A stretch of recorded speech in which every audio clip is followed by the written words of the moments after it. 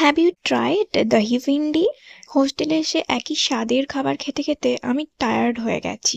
তাই আমি আজকে বানাবো ফেমাস দহি ভিন্ডি। তাই মার্কেট থেকে কিনে এনেছি 10 টাকার দই আর 10 টাকার ভিন্ডি, অর্থাৎ বাঙালির প্রিয় ঢ্যাঁড়স।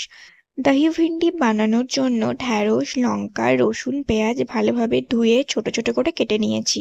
দেন কড়াইয়ে সর্ষের তেল দিয়ে কেটে রাখা ঢ্যাঁড়স 2 মিনিট মতো ভেজে নিয়ে একটা বাটিতে তুলে নিয়েছি। এবার দইটাকে রেডি করে নেব। দইটাকে রেডি করার জন্য দিলাম দইয়ের মধ্যে লবণ, হলুদ গুঁড়ো।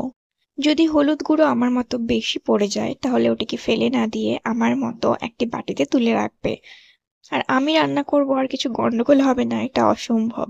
দেন জিরে গুঁড়ো, গরম মশলা, সবজি মশলা দিয়ে ভালোভাবে মেখে নিতে হবে।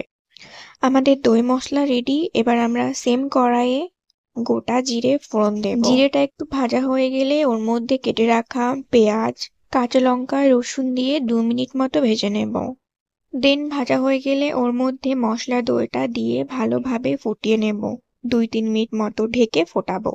যখন দই ভালোভাবে কষানো হয়ে যাবে ওর মধ্যে ভেজে রাখা ঢ্যাঁড়সগুলো দিয়ে ভালোভাবে নেড়ে 2-3 মিনিট ফুটিয়ে নিলেই রেডি হয়ে যাবে আমাদের দহি ভিন্ডি। আমার তো খেতে ভালোই লেগেছিল, একটু ভিন্ন স্বাদের ভেন্ডি, যেটা আমি আগে কখনো খাইনি। হালকা টক, হালকা ঝাল। তো তোমরাও ট্রাই করে দেখতে পারো, আমার তো বেশ ভালোই লেগেছে। টাটা, দেখা হবে পরের কোনো রেসিপি নিয়ে।